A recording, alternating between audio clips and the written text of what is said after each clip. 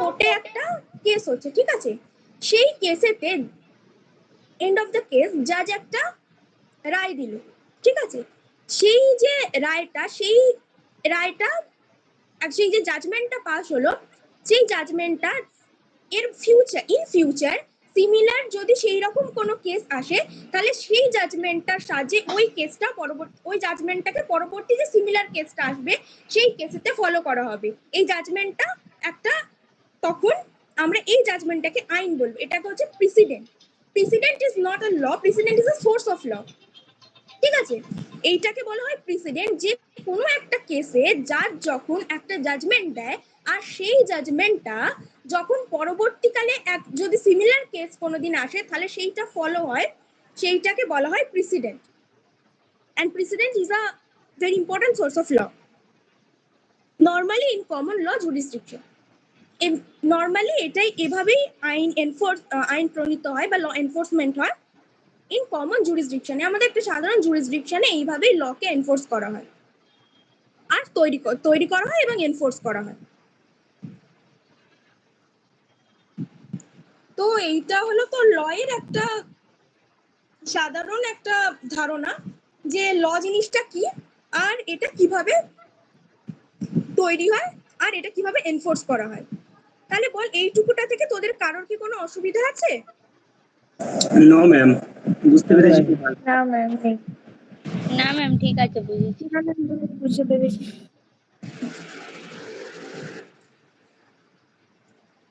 এবার হচ্ছে তোর মিনিং এন্ড ডেফিনেশন অফ ল।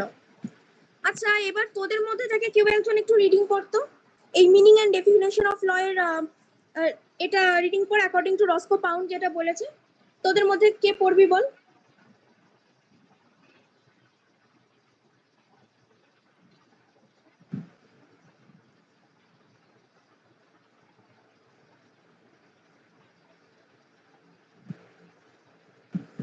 তোদের মধ্যে কেউ একজন এটা রিডিং পড়। হ্যাঁ পড়ছি। হ্যাঁ শুভজিৎ, তো হ্যাঁ পড়। According to research found, law is the body of principles recognized of enforced by public and regular uh, tribunals in the administration of justice. According to Austin, ঠিক আছে law ঠিক আছে, হ্যাঁ is একটু the দাঁড়া, হ্যাঁ আমি এটা বলে নি, তারপর তুই আবার পড়বি, ঠিক আছে? So according to Roscoe Pound, law is the body of principles recognized and enforced by public and regular tribunals in the administration of justice.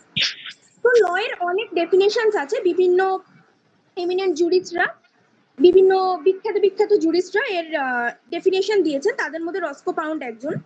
তো রস্কো পাউন্ড কি বলছেন? Law is a body of principal recognized and enforced by public and regular tribunals in the administration of justice. তাহলে law is a body of principles, তাহলে হচ্ছে ল একটা body মানে set of principles, হচ্ছে একটা নীতি। ল হচ্ছে একটা কিছু সংঘবদ্ধ নীতি যেটা recognised and enforced by public and regular tribunal, যেটা রিকগনাইজড করে, যে চিহ্নিত করে এবং এনফোর্স করে মানে বলবৎ করে public and regular tribunals in the administration of justice. Justice প্রতিষ্ঠা করতে, জাস্টিস বা ন্যায় প্রতিষ্ঠা করার জন্য রেগুলার এবং পাবলিক ট্রাইব্যুনালস যে সেট অফ প্রিন্সিপালস বা একটা কিছু নীতি চিহ্নিত করে এবং বলবৎ করে, সেটাই হচ্ছে রস্কো পাউন্ডের মতে ল। এবার দেখা যাক অস্টিন কি বলেছে। অস্টিন কি বলেছে পর।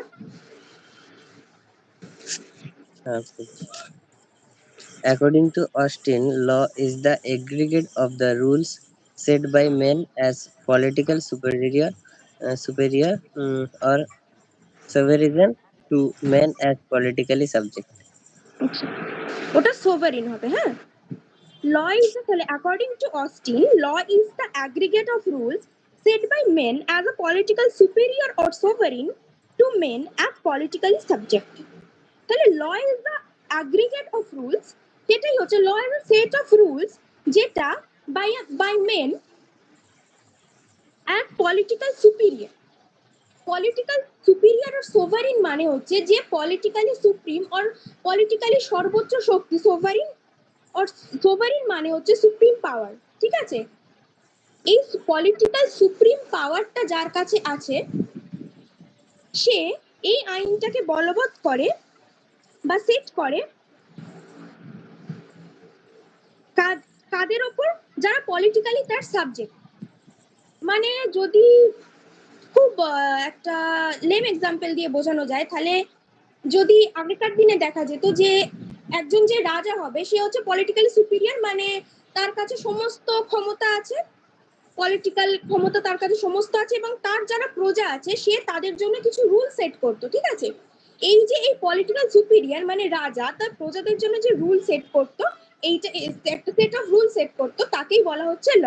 এবার ইন মডার্ন এরা এটা যদি তোরা ধরিস, তাহলে আমাদের পার্লামেন্ট, আমাদের গভর্নমেন্ট যদি ধরে নিস, সে হচ্ছে পলিটিক্যালি সুপিরিয়র, আমাদের দেশের political superior.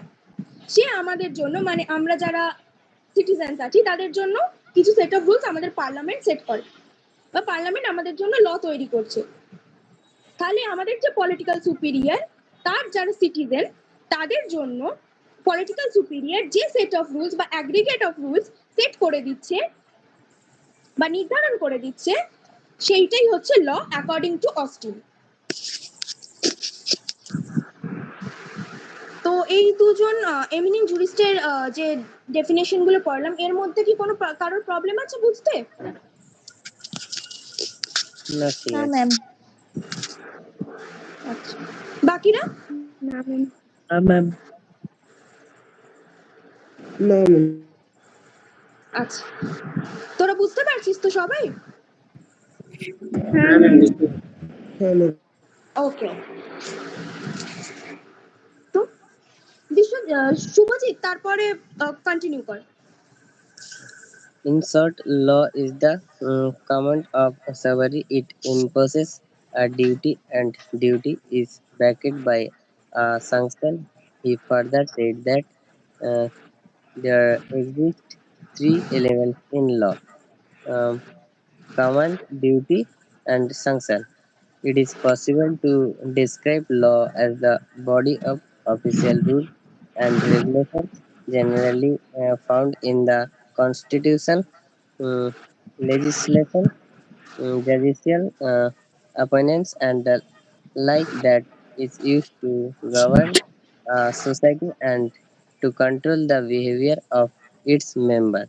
So, law is a formal mechanism of social control, legal system, and particular ways of establishing and maintaining social order. ওকে, ঠিক আছে।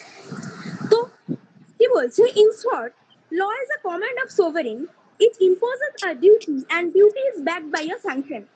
He further said that there are three elements in law: command, duty and sanction. তো ছোট করে বলা যেতে পারে law is a command of sovereign. তাহলে law হচ্ছে কমান্ড অফ সোভারিন। সোভারিন মানে সে যার হাতে সুপ্রিম পাওয়ারটা আছে। The person who has the supreme power, supreme political power is called the sovereign. এই সোভারিন যে ইম্পোজ মানে আমাদের ওপর ইম্পোজ করে, মানে আমাদের উপর চাপিয়ে দেয় বলতে পারিস খুব সোজা বাংলা ভাষায়, কিছু ডিউটি, এবং সেই ডিউটিটা ব্যাকড বাই আ স্যাংশন, এবং সেই ডিউটিটাকে স্যাংশন করতে হয়। মানে কোনো ল স্যাংশন ছাড়া আসবে না, সেই লটাকে আগে স্যাংশন করতে হবে তবেই সেটা আসবে। তো সেই ডিউটিটা ব্যাকড বাই আ স্যাংশন। মানে স্যাংশন মিন্স দ্যাট কোনো এক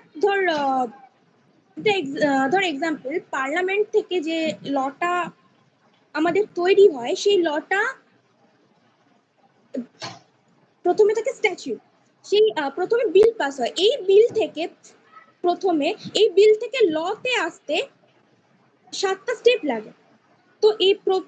তো এই স্টেপগুলোর মধ্যে আছে স্যাংশন, যেটা পারমিশন, যেটা পারমিট করতে হয় লটাকে। এই স্যাংশনটা পেলে তবেই সেই বিলটা ল হিসাবে ধরা হয়। এর মধ্যে 7টা স্টেপ আছে, তো ওটা এখন না জানলেও চলবে। তো এই স্যাংশনটা ছাড়া একটা ল কখনোই, স্যাংশন ছাড়া সেটাকে ল হতে পারে না। তো obviously there is this three elements in law. Sanction একটা অবশ্যই এসেনশিয়াল এলিমেন্ট। ফার্স্ট কি বলছে, কমান্ড। তাহলে সোভারিন একটা কমেন্ট করবে প্রথম, সেই কমেন্টে কিন্তু সেটা ডিউটি কমেন্ট করবে, এবং এই সে যে কমেন্ট করবে সেটা হচ্ছে একটা ডিউটি, আর সেই ডিউটিটাকে স্যাংশন হতে হবে, ব্যাকড বাই দ্য স্যাংশন। তাহলে অবশ্যই law there exist 3 elements in law: command, duty and sanction. It is possible to describe law as a body of official rules and regulation generally found in the constitution, legislations, judicial opinions and the like. law কে আরেক রকম ভাবে describe করা যায় যে body of official rules, একটা set of তোর official কিছু rules বা নীতি বা নিয়ম and regulations, official কিছু rules and regulations generally found in the constitution, যেটা জেনারেলি তুই কনস্টিটিউশনে পাবি, যেটাকে আমরা কনস্টিটিউশনাল ল বলি। যেখানে আমরা জানি আমাদের সংবিধানে অনেক কিছু আইন আছে। এবার লেজিসলেশন, যেটা পার্লামেন্ট, যেটা লেজিসলেশন হচ্ছে আইন। জুডিশিয়াল ওপিনিয়ন যেটা বলছিলাম, যেটাকে প্রেসিডেন্ট বলে, অ্যান্ড দ্য লাইক। তার মানে এই সেট অফ রুলস গুলো আমরা জেনারেলি কোত্থেকে খুঁজে পাই? হয় কনস্টিটিউশন থেকে, নয় লেজিসলেশন থেকে, আর নইলে প্রেসিডেন্ট থেকে আমরা লকে খুঁজে পাই। এই সেট অফ রুলস বা লকে আমরা মোটামুটি এই তিনটে সোর্স থেকে আমরা পাই। That is use to govern, and it is use to govern a society, যেটা একটা সোসাইটিকে গভর্ন করতে বা চালাতে ব্যবহার করা হয়। and to control the behavior of its member, যেটা একটা সোসাইটিকে গভর্ন করতে লাগে এবং সোসাইটিতে যারা মেম্বার্সরা থাকে তাদেরকে নিয়ন্ত্রণ করতে, তাদের আচরণ নিয়ন্ত্রণ করতে এই সেট অফ রুলসটা লাগে। তো law is a formal mechanism of social control. তো ল হচ্ছে একটা formal mechanism of social control. তাহলে আইন হচ্ছে আমাদের সোসাইটি বা সমাজকে নিয়ন্ত্রণ করার জন্য একটা ফর্মাল মেকানিজম। তাহলে এই প্যারাটা থেকে আমরা কি বুঝলাম?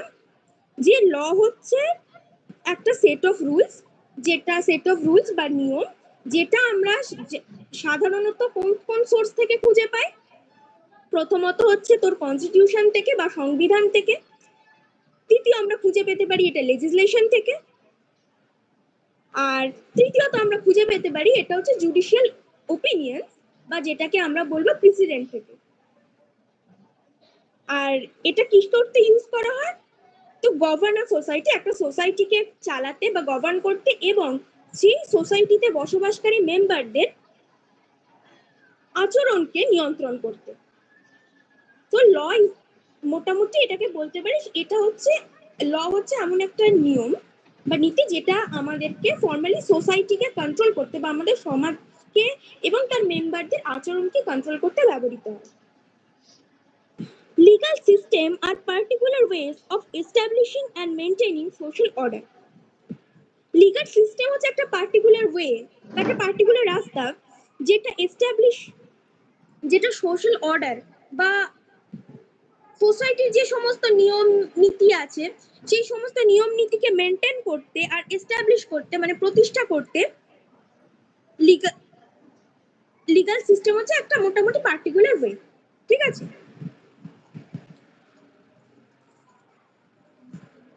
তো এইটুকুটা, এই পেজটা যেটা ওটা পড়ালাম, তোরা বুঝতে পেরেছিস এইটা? হ্যাঁ ম্যাম, বুঝতে পেরেছি। হ্যাঁ হ্যাঁ ম্যাম।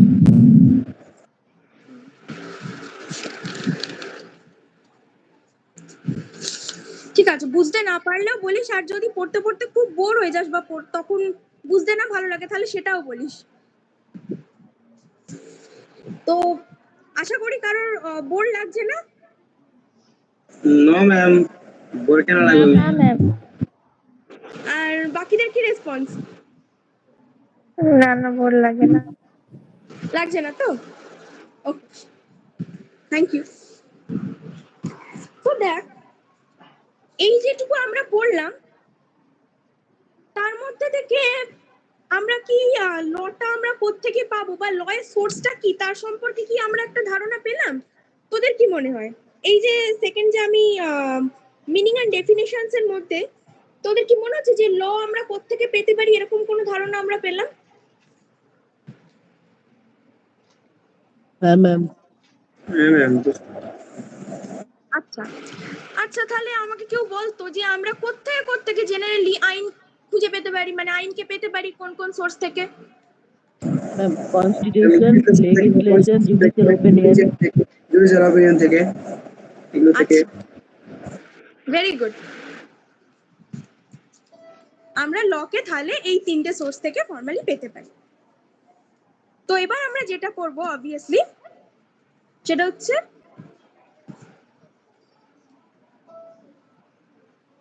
লয়ের সোর্স করবো আগে, ঠিক আছে? আমি একেবারে বইতে পাই টু পাই যেটা আছে সেটা ধরে তোদের পড়াচ্ছি না, হয়তো আমি তোদের সোর্সটা আগে পড়াচ্ছি, নেচার যেটা পোর্শনটা আছে সেটাও আমি তোদের পড়াবো, কিন্তু যেহেতু আমি পড়তে পড়তে তোদের সোর্সটা এখানে পেলাম তাই আমি তোদের সোর্সটা আগে পড়াচ্ছি, কেমন?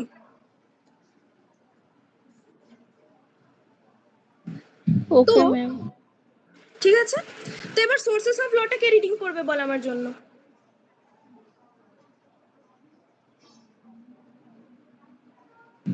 ম্যাম পড়বো আমি?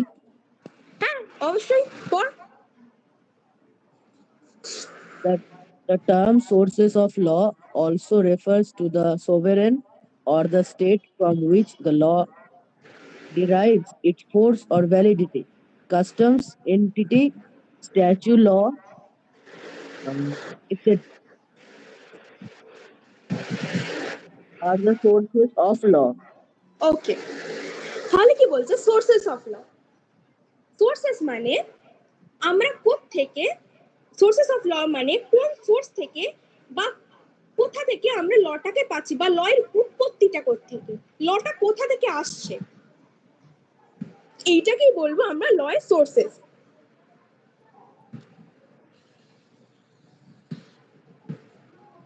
তাহলে the term sources of law refers to the sovereign or the state from which the law derives its force or validity. তাহলে কি বলছে the term sources of law refers to the sovereign or the state, তাহলে এই যে sources of ল এই টার্মটা কি কাকে refer করছে? সোভারিন। তোদের আগেই বলেছি যে সোভারিন টার্মটার সাথে আমরা আগেই পরিচিত হলাম, যে সোভারিন মানে দ্য পারসন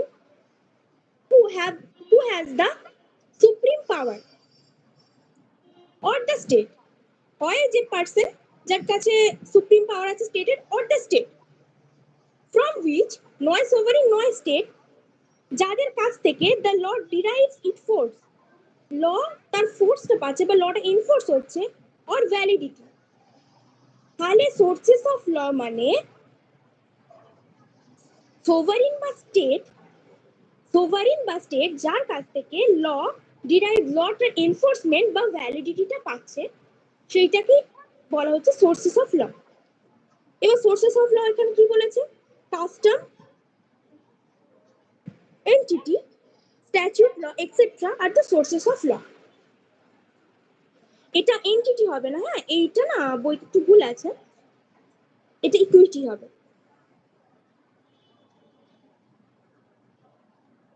এবার বলছে customs, these are the rules of behavior which develop in a community without being deliberately invented.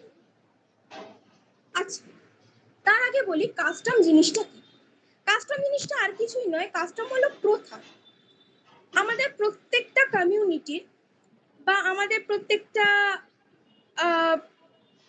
Community বলতে পারিস বা আমাদের প্রত্যেকটা কাস্টের মধ্যে বা এক একটা লোকালিটিতে দেখবি কিছু কিছু প্রথা ফলো করা হয়, সেটা ধার্মিক হতে পারে, সেটা সামাজিক হতে পারে, কিছু প্রথা বা কিছু রুলস যেটা আমাদেরকে কিন্তু কোনো আইন মানে সেরকম ভাবে কোথাও রিটেন নেই যে এইটা আমাদের ফলো করতে হয়, বাট আমরা জেনারেশনের পর জেনারেশন সেটা ফলো করে এসেছি, বাট কবে থেকে আমরা ফলো করা শুরু করলাম সেটা কিন্তু আমরা জানি না। ধর আমাদের দাদুকে দেখেছি ফলো করছে, তারপর আমাদের বাবাকে দেখছি ফলো করছে, তারপর আমরা ফলো করছি এবং আমাদের ফিউচার জেনারেশনে হয়তো ফলো করবে। এই জিনিসটাকে বলা হয় প্রথা, কোনো একটা রীতি। খুব সহজ ভাষায় বলতে গেলে, যদি খুব ছোট্ট জায়গা, ধর আমাদের কারোর একটা বাড়িতে দুর্গাপুজো হয় সাপোজ, হ্যাঁ ধরে নিলাম। এবার সেই দুর্গাপুজোটা আমাদের প্রতি বছর ধরে চলে আসছে। এই যে তখন তোরা কি বলবি যে আমাদের বাড়িতে না প্রথা আছে যে আমাদের বাড়িতে এরকম দুর্গাপুজো হয়। এই যে প্রথা, এই যে প্রতি বছর ধরে চলে আসছে, তোরা দেখেছিস তোদের দাদুর সময় দুর্গাপুজো হচ্ছে, বা আমাদের বাবার সময় হচ্ছে, বা আমরা তার পরবর্তীকালে করছি। এই যে একটা রিচুয়াল, এটা আমাদের জেনারেশন টু জেনারেশন, প্রজন্মের পর প্রজন্ম ধরে চলে আসছে। এই কিছু বেসিক রিচুয়ালসকে, যেটা তোর একটা অঞ্চল ভেদে হতে পারে, যেটা তোর কাস্টের মধ্যে হতে পারে, বা যেটা তোর রিলিজিয়নের মধ্যে হতে পারে, এই যে কিছু প্রথা যেটা কোথাও রিটেন নেই, বাট আমরা দেখে আসছি যে আমাদের প্রত্যেকটা প্রজন্ম ধরে ফলো করছি, কিন্তু আমরা জানি না যে কবে থেকে, ঠিক কবে থেকে সেই প্রথাটা শুরু হলো। এইটাকেই বলা হয় প্রথা বা কাস্টমস। এইটাই হচ্ছে আসল কাস্টম। তো নে এবার কাস্টমটা কেউ রিডিং পড়, যে পড়ছিলি, সায়ন পড়ছিলি বোধহয়, পড় এবার কাস্টম। আমি জেনারেল কাস্টম থেকে পড়বো। হ্যাঁ পড়।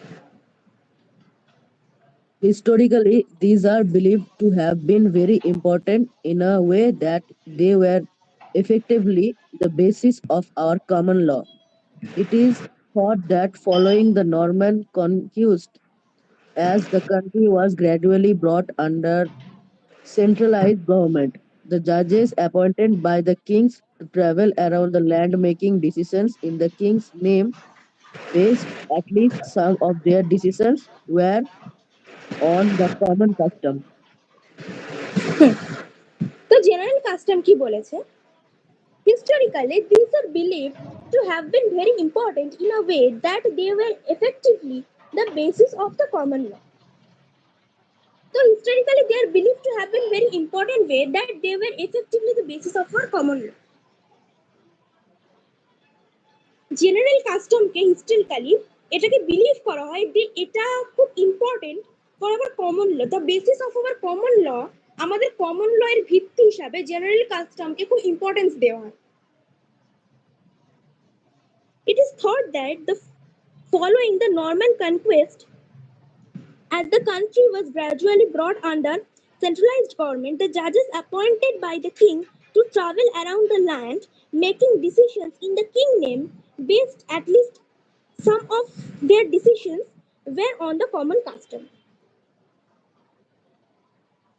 তাহলে বলা হচ্ছে যে it is thought of following নর্মান conquest, মানে ধর যে কিং, আগে তো আমাদের হিস্টোরিক্যালি, আগে তো আমাদের সেন্ট্রালাইজড যে গভর্নমেন্ট আসার আগে তো আমাদের রাজার কনসেপ্ট ছিল। তো এই রাজা তার যে জাজেস অ্যাপয়েন্ট করত তার রাজ্যের এই পরিচালনা করার জন্য, তারা কিং এর নামে, কিং যে ডিসিশন, তারা কিং এর নামে কিছু ডিসিশন নিত, যেটা at least some of their decision, তো এটা তাদের নিজেদেরও ডিসিশন কিছু হতো, বাট এটা রাজার নামে যে ডিসিশন নেওয়া হতো, সেই ডিসিশনটাকে একটা বলা হচ্ছে কমন কাস্টম বা কমন প্রথা। তারা রাজার নামে, কিং এর আগে রাজার নামে তারা যে ডিসিশন গুলো নিত, সেটাকেই বলা হচ্ছে তোর কমন কাস্টম। এই যে জেনারেল কাস্টম, এই পুরোটাকেই আমরা বলতে পারি যে আমাদের যে কমন ল সিস্টেম, এই কমন ল সিস্টেমের বেসিস বা ভিত্তি হচ্ছে জেনারেল কাস্টম। এন্ড এই কাস্টম পুরো জিনিসটাই কিন্তু ভীষণ ভীষণ একটা ইম্পর্টেন্ট সোর্স অফ ল।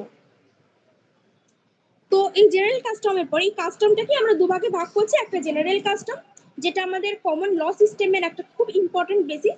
এবার সেকেন্ড পার্ট হচ্ছে লোকাল কাস্টম।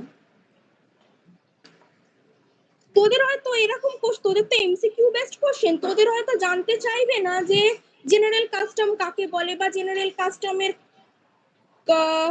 খুব মানে ডিপে কিছু হয়তো জানতে চাইবে না। তোদেরকে এরকম জানতে চাইতে পারে, যতটা আমার ধারণা, একটা কাস্টম সোর্স অফ ল দিতে পারে, সোর্স অফ ল এর মধ্যে তোদের 4টা অপশন দিতে পারে, তার মধ্যে একটা কাস্টম থাকতে পারে, তো তোরা সেটাকে অবশ্যই পয়েন্ট আউট করবি। আর হয়তো দিতে পারে যে কাস্টমের ডিভিশনস গুলো দিতে পারে, যে কাস্টম কটা ভাগে ভাগ করা যায় সেটা দিতে পারে, বাকি কি ভাগে ভাগ করা যায় সেটা দিতে পারে। তো তোরা তখন সেই কারণে তোরা এই কাস্টমের দুটো ভাগকে ভালোভাবে পড়ে রাখবি। যদি পুরো জিনিসটা তোরা মুখস্থ করার খুব একটা দরকার নেই, তোরা সম্পর্কে ধারণা রাখবি, বাট কাস্টম দুভাগে ভাগ করা যায়, জেনারেল কাস্টম, লোকাল কাস্টম, এইটা কিন্তু একদম মুখস্থ করে নিবি, কারণ এই জায়গাটা এটা খুব ইম্পর্টেন্ট। তো local custom, these are the term used where a person claims that he is entitled to some local rights such as right of way or right to use land in a particular way because this what was always happened locally. আচ্ছা, তাহলে local custom বলতে কি বোঝাচ্ছে? Local custom বলতে where a person claims, যখন একটা person claim করছে যে he is entitled, that তার অধিকার আছে to some local rights, is entitled to some local right, যে সে কিছু মানে local right দ্বারা entitled such as a right, that's a way of right or a right to use land, যে সে একটা particular ওয়েতে একটা জমিকে ইউজ করার জন্য, লোকালি একটা জমিকে ইউজ করার জন্য সে কিছু লোকাল রাইট দ্বারা এন্টাইটেল, সেটা সে ক্লেম করতে পারছে। Because this what has always happened locally, because এটা তোর লোকালি হতেই পারে, যেরকম আমরা তোর ধর তোরা নিশ্চয়ই শুনেছিস যে ভাগ চাষির যে কনসেপ্ট, যে একজনের জমিতে একটা লোক সে মজুরির বিনিময় অথবা সেই জমিতে যে ফসল হয় তার কিছু একটা অংশের বিনিময়ে সে সেখানে শ্রমটা দেয় বা সে সেখানে কাজ করে। এবং এটা দেখা যায় গ্রামের দিকে আগে দেখাও যেত যে প্রজন্মের পর প্রজন্ম তারা মানে সেই জমিটা, সেই লোকটা জমিটাতে তারা চাষ করছে অ্যাজ এ ভাগ চাষি হিসাবে, এবং সেই মজুরিটা পাচ্ছে। তো এইটা সে ক্লেম করতে পারে যে আমরা প্রজন্মের পর প্রজন্ম, মানে আমরা একটা প্রথাগত ভাবে এখানে আমার বাবা চাষ করেছে, আমার দাদু চাষ করেছে, তার দাদু চাষ করেছে, এখানে আমিও চাষ করি, যে এটা আমার একটা লোকাল রাইট আছে, যেটা এটা খুব সিম্পলি হতে দেখা যায়। Such customs are an exceptions to the general common law of land and will only operate in the particular area. এবং অবশ্যই এই যে এই কাস্টমস বা এই যে এই প্রথাটা, এটা অবশ্যই কমন ল সিস্টেমের থেকে আলাদা, কমন ল সিস্টেম অফ ল্যান্ডটা একদমই আলাদা। এটা তাহলে শুধুমাত্র এই পার্টিকুলার এরিয়ার জন্যই একটা কাস্টম, যে হ্যাঁ এই পার্টিকুলার একটা এরিয়া, এই পার্টিকুলার এই জমিগুলোতে সে ক্লেম করছে যে আমি এতদিন ধরে চাষ করছি, তাহলে এটা আমার একটা রাইট আছে, এখানে আমি চাষ করবো। এটা কি হতে পারে? এটা শুধু একটা পার্টিকুলার লোকাল এরিয়ার জন্য, যে ওদের এখানে এই ট্রেন্ডটা ফলো করা হয় যে প্রজন্মের পর প্রজন্ম ওরা একই জমিতে হয়ে চাষ করে, মানে সেই প্রজন্মটা চাষ করলে তারপরের প্রজন্ম এই জমিতেই চাষ করবে। এইটা একটা হতে হতে একটা রাইট এসে গেছে বা এটা একটা প্রথা এসে গেছে, কিন্তু সেই প্রথাটা শুধুমাত্র সেই পার্টিকুলার এরিয়াটার জন্যই কিন্তু মানা হয়, সেইটা কিন্তু আমাদের কমন ল সিস্টেমে বলা নেই। Since there were exceptions to general common law, the judges from the earliest time established a series of rigorous tests or hurdles that had to pass before they recognized any local custom. তো ঠিক এই কারণে যেহেতু এটা একদম common ল এর বাইরে বা কমন ল এর একটা এক্সেপশনস হয়ে যাচ্ছে, সেহেতু from the very earliest time, মানে খুব আগে থেকেই জাজেরা কি করেছে, একটা রিগোরাস টেস্ট বা একটা হার্ডেলস, মানে একটা তোর একটা টেস্ট বা একটা হার্ডেলস তারা প্রতিষ্ঠা করে দিয়েছে, যে সেই টেস্ট বা হার্ডেলসটা আমাদের পাস করতে হবে, যে সেইটা প্রুফ করার জন্য যে হ্যাঁ আমার এরিয়াতে বা আমি আমার জায়গাটায় বা আমি লোকালি সেই কাস্টমটার মধ্যে পড়ি, এবং এইটা রিকগনাইজ করতে যে হ্যাঁ এইটা আমার লোকাল কাস্টম। ফর এক্সাম্পল, যদি ধর তোদের ওই ভাগ চাষের এক্সাম্পলটা দিয়েই আমি বোঝাই, এই ধর আমাদের মধ্যে সায়ন, ঠিক আছে, পার্সোনালি নিস না, আমি এটা তোদের জাস্ট এক্সাম্পলের জন্য বোঝাচ্ছি। ও কোনো একটা গ্রামের জমিদারের জমিতে ও ক্লেম করছে যে আমি এখানে চাষ করব ভাগ চাষি হিসাবে, কারণ কারণ আমার বাবাও এখানে চাষ করে গেছেন এবং তার আগের অনেক আগের জেনারেশন থেকে আমরা চাষ করছি, সো এটা আমার অধিকার, এবার ও বললো, এবার কোনো একটা লোক, কোনো ধর ওখানেরই কেউ কমন ল সিস্টেমের জন্য যে বলে যে না তুমি এখানে চাষ করতে পারবে না। তো সায়ন তো রেগে গেল, সায়ন বললো যে না এটা আমার প্রথা, এটা আমার কাস্টম, আমি এবার কোর্টে অ্যাপিল করব। এবার ও কোর্টে অ্যাপিল করলো, এবার কোর্টে অ্যাপিল করতে গেলে, কোর্টে অ্যাপিল করলে এবং ও মামলা লড়ছে, কিন্তু ওকে তাহলে প্রুফ করতে হবে। এবার জাজ ওকে বলছে যে হ্যাঁ ও চাষ করতে পারবে, কিন্তু তার আগে ওকে এটা প্রুফ করতে হবে যে হ্যাঁ এটা ওর লোকাল কাস্টম ছিল, যেটা ওরই পার্টিকুলার লোকাল কাস্টম ছিল। না হলে ও যদি এটা প্রুফ করতে পারে তাহলে ও এন্টাইটেল যে হ্যাঁ আমি ওই জমিটা চাষ করব, আর যদি ও প্রুফ করতে না পারে তাহলে দেন ও আর চাষ করতে পারবে না। এই যে লোকাল কাস্টম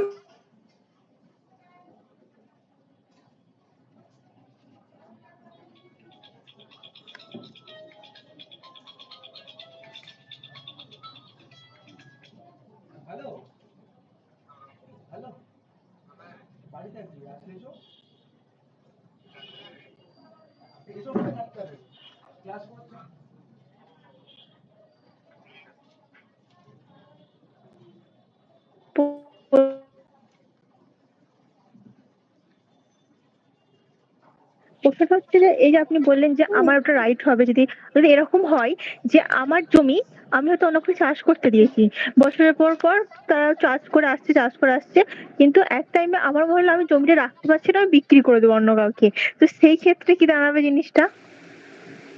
দেখ এবার হচ্ছে এখানে অনেক গল্প আছে যে জমিটা তোর, মানে জমিটার ওনার হচ্ছিস তুই, ঠিক আছে? হ্যাঁ। এবার ও অ্যাজ আ ভাগ চাষি ও সেখানে চাষ করছে, বাট জমিটার ওনার যেহেতু তুই, সেহেতু তোর কাছে সেক্ষেত্রে রাইট আছে জমিটা বিক্রি করার।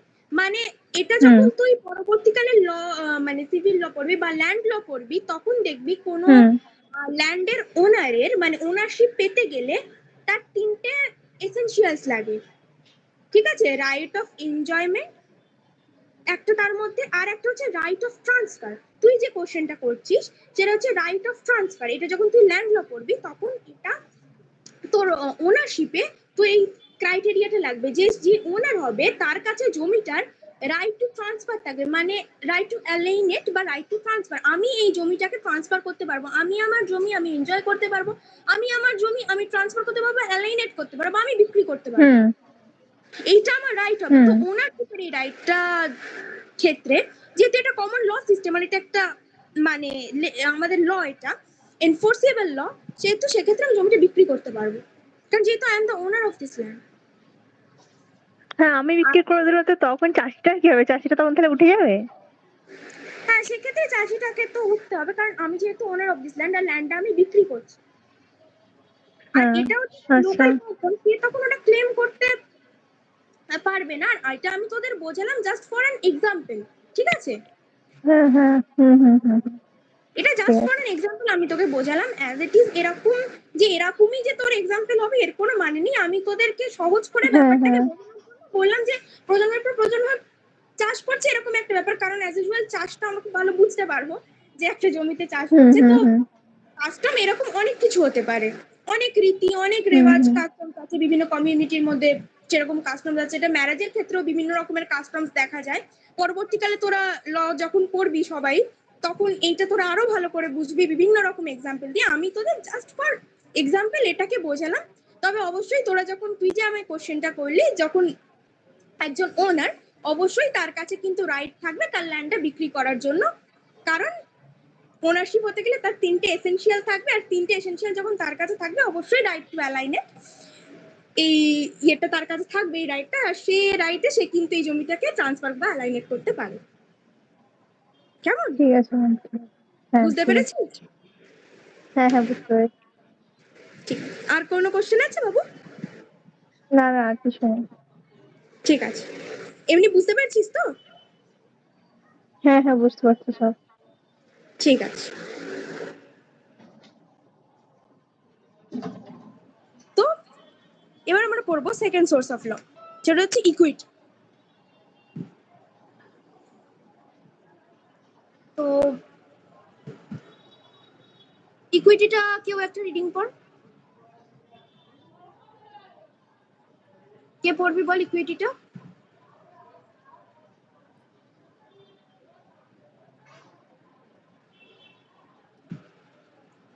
কে পড়বি বল?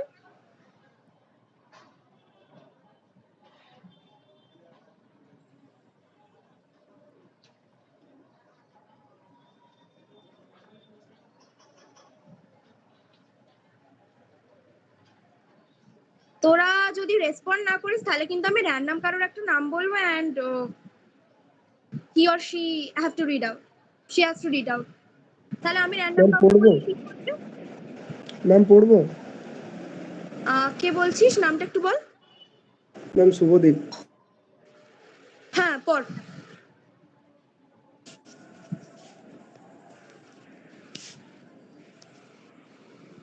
ইকুইটিটা পড়।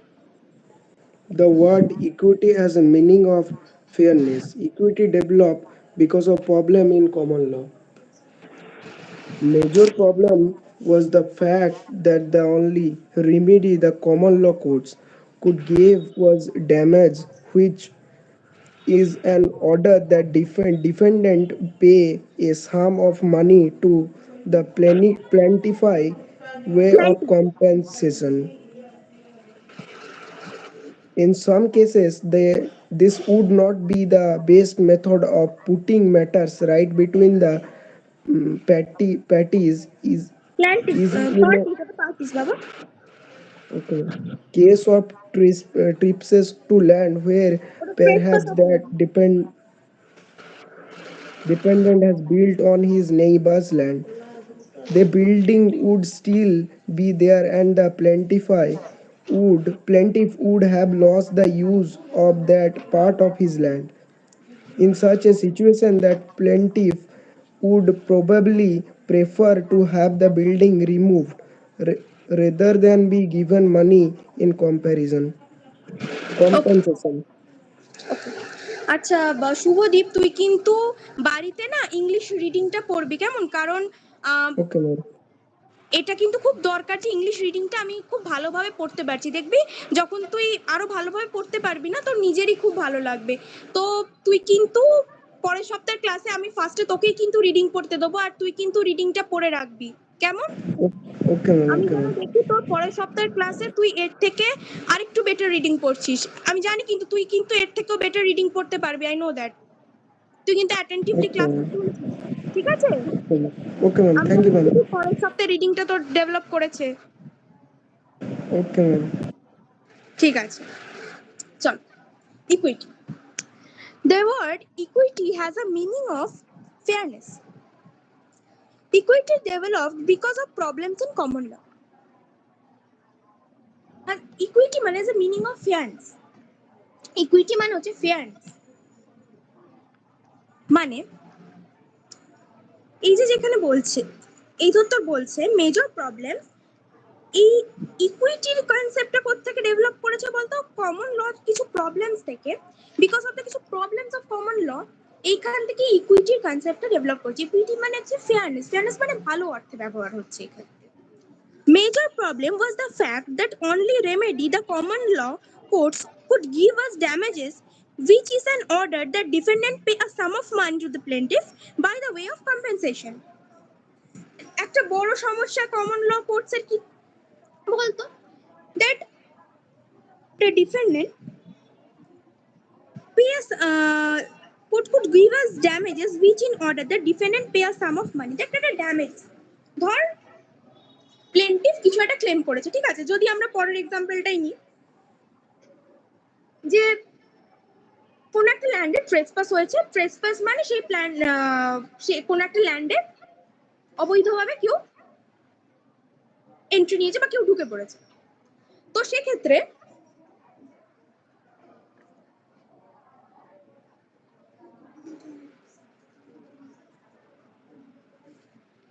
কি হয়েছে, যে কমন ল সিস্টেমে ল কোর্টস কি বলছে, যে যে কোনো প্ল্যান্টিফের ক্লেমসে একটা ড্যামেজেস মানে কি বলতো?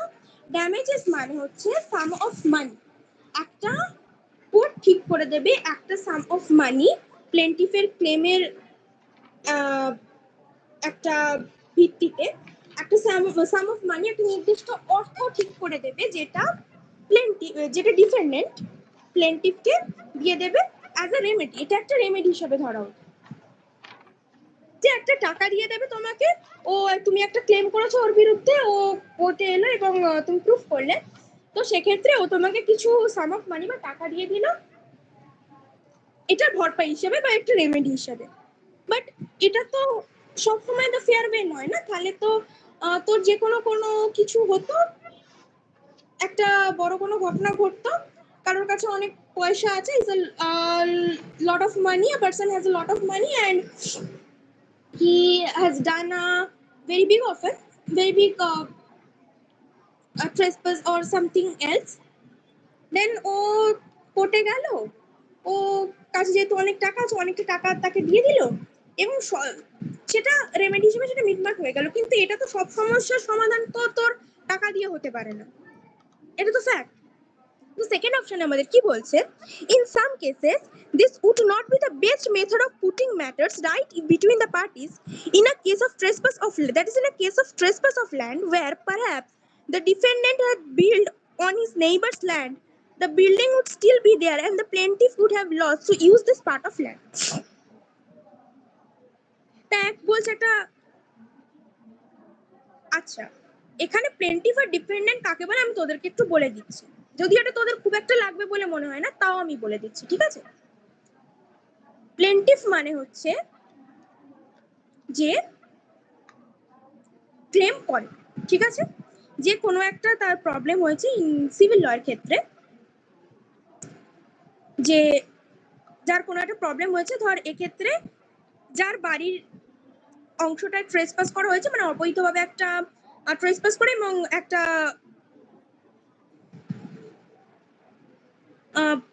তার নেইবার্স ল্যান্ডে একটা বিল্ডিং তৈরি করেছে অবৈধভাবে, যে লোকটার বাড়ির একটা পার্টেতে ধর বিল্ডিংটা তৈরি করেছে, যে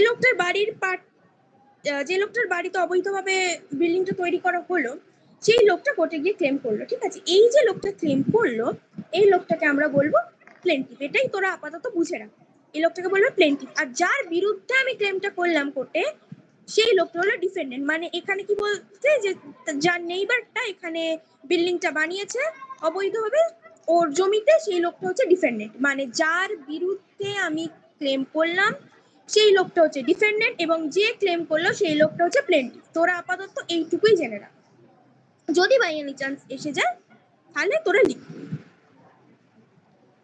তো এবার আসি, তাহলে ধর যে লোকটার নেইবার তার জমিতে অবৈধভাবে একটা প্রতিবেশীর জমিতে অন্য প্রতিবেশী একটা বিল্ডিং তৈরি করে দিল, এবার সেই লোকটা কোর্টে গিয়ে ক্লেম করলো যে আমার প্রতিবেশী আমার বাড়ির একটা অংশে বিল্ডিং তৈরি করে দিয়েছে। এবার কমন ল সিস্টেম কি বলছে, যে ঠিক আছে ক্লেম করে ভালো হয়েছে, তোমার প্রতিবেশী মানে যে বিল্ডিংটা তৈরি করেছে সে তোমাকে একটা সাম অফ মানি দিয়েছে, that's would be the remedy. But এটা তো ও টাকাটা পেয়ে ও কি করবে, ও টাকাটা পেলে ও বিল্ডিংটা তো ওখানেই থাকছে, তাহলে ও কি করছে, ও ওর নিজের যে ল্যান্ড সেই ল্যান্ডটা তো ওর অধিকার থেকে বঞ্চিত হচ্ছে। সেটা কি পয়সা দিয়ে ও কি ওর অধিকারটা ফেরত পাচ্ছে না, ও পয়সাটা পাচ্ছে কিন্তু সেই তো ল্যান্ডটা ইউজ করতেই পারছে না। তাহলে এক্ষেত্রে কি হচ্ছে, ও তো তোর টাকা দিয়ে তো সমস্যাটা সমাধান হলো, সেই তো ল্যান্ডটা ইউজ করতেই পারলো না, ওর প্রতিবেশী ওর ল্যান্ডে বিল্ডিংটা তো রয়েই গেল, বিল্ডিংটা ভেঙে দেওয়ার অর্ডার তো দেয়নি, বলেছে একটা সাম অফ মানি দিয়ে ছেড়ে দিতে। তাহলে এই যে ওর সাম অফ মানি পেয়েও ওর যে সমস্যাটার সমাধান হলো না, ঠিক এই কারণেতে এই ইকুইটিটা ডেভেলপমেন্ট, যে যেখানে এই কমন লয়ের এই যে প্রবলেমটা থেকে এই ইকুইটির কনসেপ্টটা এসছে, যে ওর সাথে তো ফেয়ার হলো না, ওর সাথে তো ভালো হলো না, যে ও টাকাটা পেয়ে তো ওর সেরকম কোনো উপকার হলো না, ও তো সেই ওর ল্যান্ডটা ইউজ করা থেকে বঞ্চিতই থাকলো না। তো এখান থেকেই তো ইকুইটির কনসেপ্টটা এসছে। In such situation, the plaintiff would probably prefer to have building removed rather than he given money in compensation. Obviously সেই লোকটা চাইবে যে তার বিল্ডিংটা কোর্ট অর্ডার দিক, যে তার বিল্ডিংটাই ভেঙে দেওয়া হোক, তার জমিতে যে অবৈধভাবে বিল্ডিংটা করে সেই বিল্ডিংটাই ভেঙে দেওয়া হোক। এইটাই অবশ্যই আমরা সবাই চাইবো না, আমরা একটা সাম অফ মানি চাইছি। টাকা দিয়ে কি করবো, বিল্ডিংটা ভেঙে দিতে চাইবো যাতে আমার ল্যান্ডটা আমি ইউজ করতে পারি। এই জায়গাটা যে সাম অফ মানি, এই প্রবলেমটা এটা সবার রেমেডি হতে পারে না, টাকা সবকিছু রেমেডি হতে পারে না। এই যে কমন ল সিস্টেমের এই প্রবলেমটা থেকে কি হয়েছে, এই কিছু প্রবলেম থেকে এই ইকুইটি বা ফেয়ারনেস এর কনসেপ্টটা এসছে। বল, ইকুইটি থেকে কারোর কোনো প্রবলেম? No, ma'am. না ম্যাম, ঠিক আছে সব। কোনো কোশ্চেন আছে কারোর? না, কোশ্চেন নেই।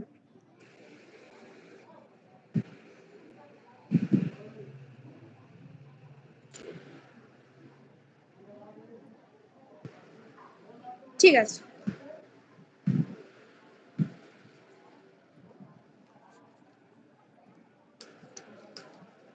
তো এবার থার্ড সোর্স অফ ল আসছে কেস ল বা প্রিসিডেন্ট। আচ্ছা, প্রিসিডেন্টটা কে পড়বি?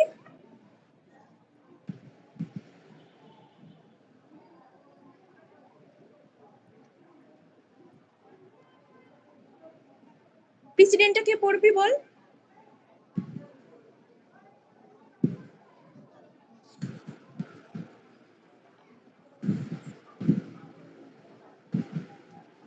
নাসরিন, প্রেসিডেন্টটা পড়।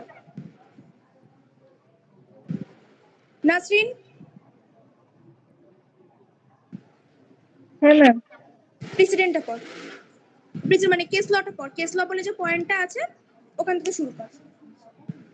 In the English common law system, case law develops as contours here. Ma'am এটা উচ্চারণটা বলে দিন। Disagreement between ডিসএগ্রিমেন্ট parties বাবা, disagreement making disagreement between parties making a decision as to uh, what the law should be in a particular case. This decision creates precedent. President. The doctrine, ma'am এটা বলে দিন একবার। Doctrine, The doctrine of justice precedents operates, operates by ensuring, ensuring that the previous courts decision, count distance is followed by another count when deciding a deciding sub, subsequent, deciding a subsequent legal case provides certain rules for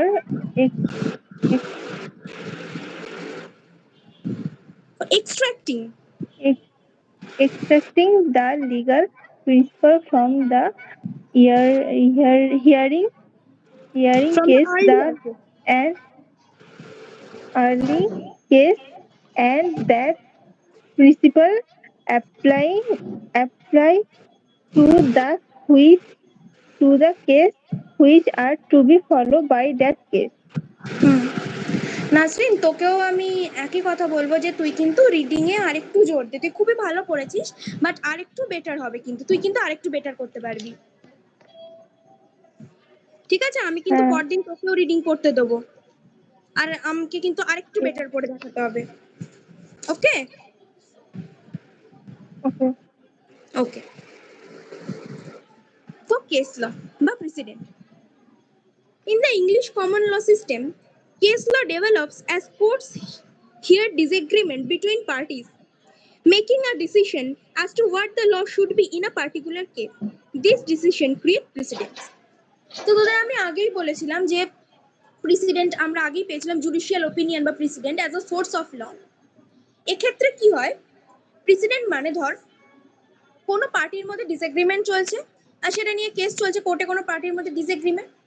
তো সেইখানে সেই ডিসএগ্রিমেন্টে জাজ যে judicial opinion বা decision দিল, সেই ডিসিশনটা পরবর্তীকালে সিমিলার কেসটা সেই ডিসিশনটাকে ফলো করে মামলাটা চলবে বা সেই ডিসিশনটাকেই ফলো করা হবে। এই যে ডিসিশনটা একটা জাজ দিল বা একটা কোর্ট দিল, এই ডিসিশনটা, সেই ডিসিশনটা পরবর্তী ইন ফিউচার সিমিলার কেসে যে ফলো আপ হবে, এই ডিসিশনটাকে বলে প্রেসিডেন্ট বা কেস ল। এরকম আমরা অনেক কেসের নাম তোরা পরবর্তীকালে শুনতে পাবি, অনেক ল্যান্ডমার্ক জাজমেন্ট শুনতে পাবি, যেই জাজমেন্টের কথা পড়তে পারবি, ধর যেই জাজমেন্ট গুলো কিন্তু পরবর্তীকালে সিমিলার কেসে ফলো করা হয়েছে। কেমন? ক্ষেত্রে তোদের আর একটা ছোট তথ্য দিয়ে রাখি, যেটা হচ্ছে সুপ্রিম কোর্টের যে জুডিশিয়াল ওপিনিয়ন বা সুপ্রিম কোর্টের যে প্রেসিডেন্টটা দেবে, সুপ্রিম কোর্টের নিচে যে সমস্ত হাইকোর্ট, আবার হাইকোর্টের নিচে যে সমস্ত লোয়ার কোর্টস আছে, সেই সমস্ত কোর্টস কিন্তু সুপ্রিম কোর্টের ডিসিশনটা মানতে বাধ্য, ডিসিশন বা প্রেসিডেন্টটা মানতে বাধ্য। আবার হাইকোর্ট যে ডিসিশনটা দেবে সেই ডিসিশনটা কিন্তু হাইকোর্টের নিচে যে লোয়ার কোর্টসগুলো আছে সেই কোর্টসগুলো মানতে বাধ্য। তো তোরা এইটুকু জেনে রাখ। অনেকেই তো বাইরের জিনিস আসে যেটা আমাদের পরীক্ষাতে, তো সেক্ষেত্রে হেল্প হয়ে যাবে। তো এইটাই হচ্ছে প্রেসিডেন্ট বা কেস ল, ঠিক আছে? এটাকে বলা হচ্ছে প্রেসিডেন্ট বা কেস ল, আর এটা খুব ইম্পর্টেন্ট সোর্স অফ ল। তো এবার 4 হচ্ছে স্ট্যাটিউট ল। স্ট্যাটিউট লটাকে পড়বে।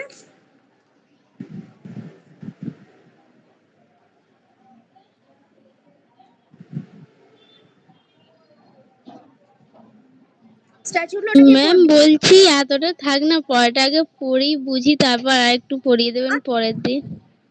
ওকে। আচ্ছা বলছি, আর একটা পয়েন্ট আছে সোর্স অফ ল এর, ওটা কি হবে নাকি ওভারলোডেড হয়ে যাচ্ছে? তোরা সবাই বল, তোদের কি ওভারলোডেড হচ্ছে? না ম্যাম, ওই একটা পয়েন্ট করিয়ে রেখে দিন।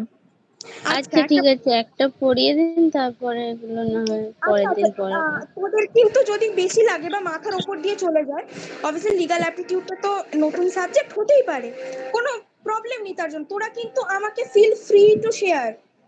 আমি ওই জন্যই বলছিলাম এটা একটু পড়ে নিয়ে বুঝে নিয়ে তাহলে পরের দিনকে আবার বাকিটা পড়িয়ে দিলে হতো। আচ্ছা ঠিক আছে, তাহলে আমি আর একটা পয়েন্ট, যেহেতু সোর্স অফ ল এর লাস্ট পয়েন্টটা এসে গেছে, তাহলে তোরা কি করতে পারবি বলতো, পুরো সোর্স অফ লটা না পড়ে নিতে পারবি। হ্যাঁ ঠিক আছে। আর তোরা এগিয়েও যাবি কিছুটা। আর ঠিক আছে, তোদের এনি প্রবলেম তোরা শুনতে না পেতে পারিস বা তোদের ওভারলোড হতে পারে, আমি জানি এটা ওভারলোড হতে পারে, ঠিক লাগে। তো যখনই এরকম বললো ফিল ফ্রি, বাকি সবাই কিন্তু আমাকে বলবি, তোরা না বললে তো আমি বুঝতে পারবো না, আমি তো তোদের সামনে নেই। প্লিজ আমাকে শেয়ার করিস, তোদের যে কোনো প্রবলেম বুঝতে না পারলেও কিছু সঙ্গে সঙ্গে শেয়ার করিস, কেমন? চল এবারে তাহলে আমরা এই লাস্ট পয়েন্টটা একটু কষ্ট করে স্ট্যাটিউট লটা আজকে পড়ে নিই। তো স্ট্যাটিউট লটা করবি বল।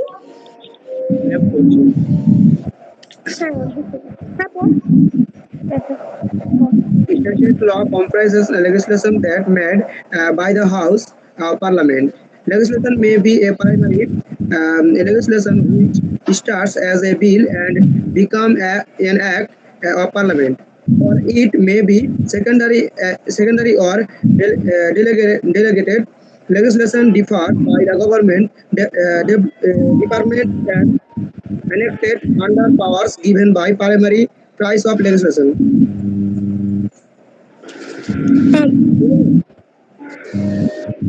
What?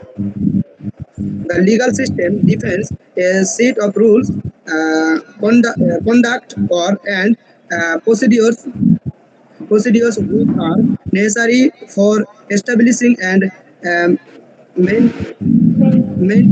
maintaining a disciplined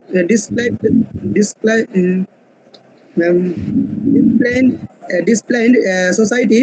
It has been formulated by custom, agreement, and national interest and enforced through a series of institutions.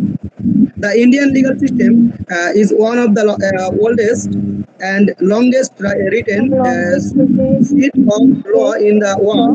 Our legal system has its roots in the legislation formulated during the British Raj era. The Indian legal system is formulated bearing in mind the diversity of the country and with due respect to the religion, customs, and tradition of the people. ওকে, কি বলছে statute law? So another source of law.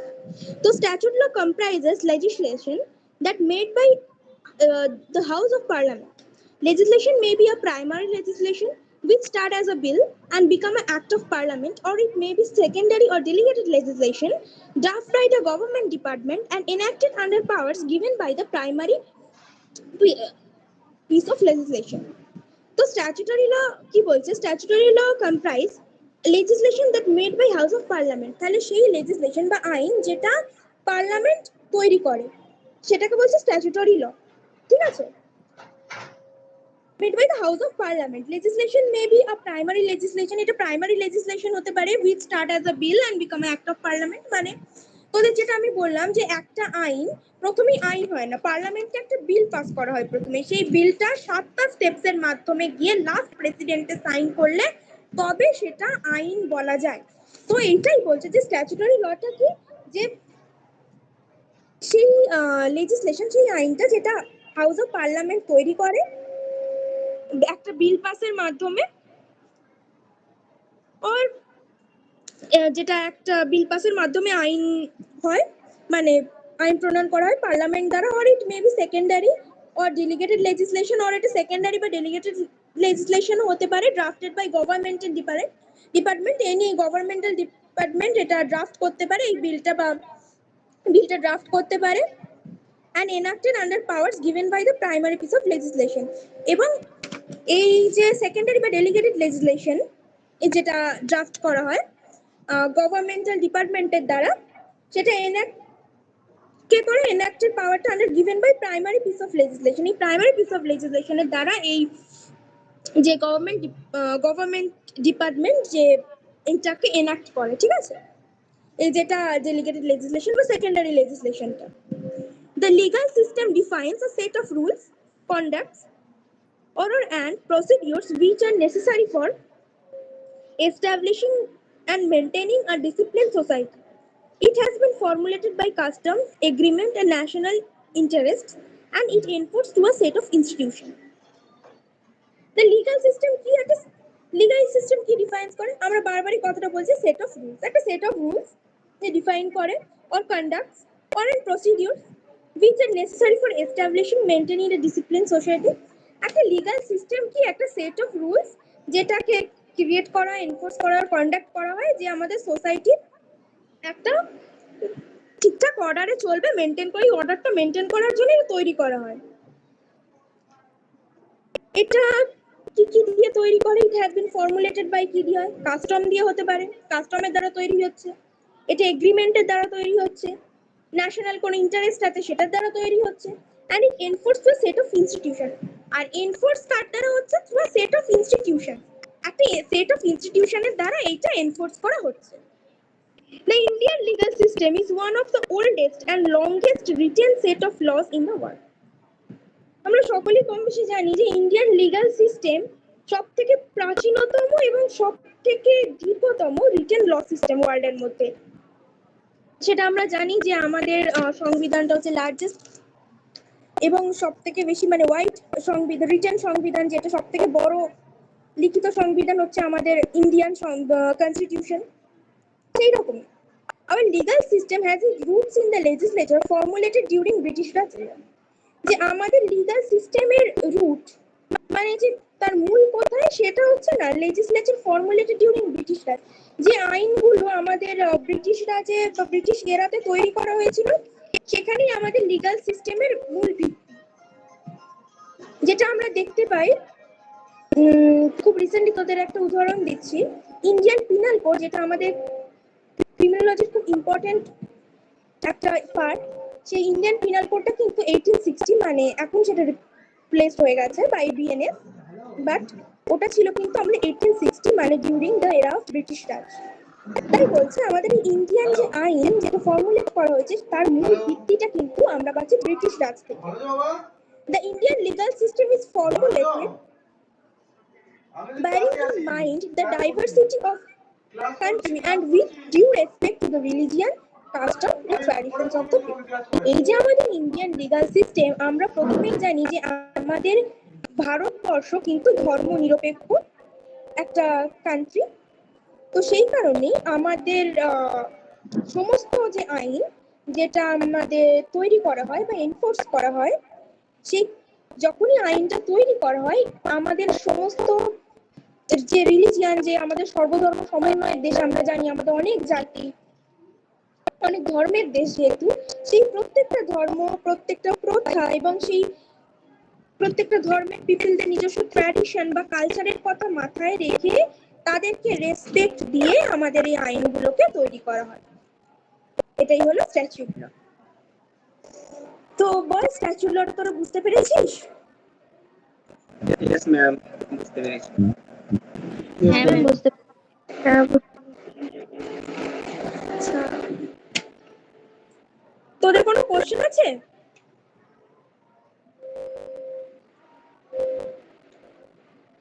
কারোর কোনো এই পুরো পোর্শনটার উপর থেকে যদি কারোর কোনো কোশ্চেন থাকে বা কারোর কোনো জায়গায় বুঝতে ডাউট থাকে তাহলে তোরা আমাকে বলতে পারিস।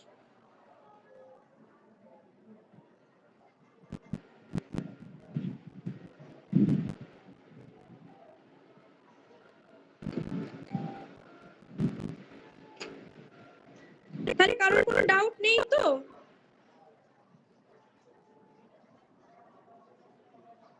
না ম্যাম বুঝতে পেরেছি। আমারও তো ডাউট নেই তো। আচ্ছা ঠিক আছে, তোরা এটা তো পড়বি। এটা পড়তে পড়তে যদি কোনো জায়গায় তোদের মনে হয় যে আচ্ছা ঠিক আছে এই জায়গাটা আমি বুঝতে পারছি না, তাহলে তোরা আমাকে কিন্তু মেসেজ করতে পারিস নির্দ্বিধায়। আমি সেই সময় হয়তো উত্তর না দিতে পারলেও তোদের ঠিক আমি আনসার করে দেবো। যদি কোথাও কোনো রকম বুঝতে অসুবিধা হয়, you guys feel free to ping me. তোরা নির্দ্বিধায় আমাকে জিজ্ঞেস করতে পারিস। এই গোটা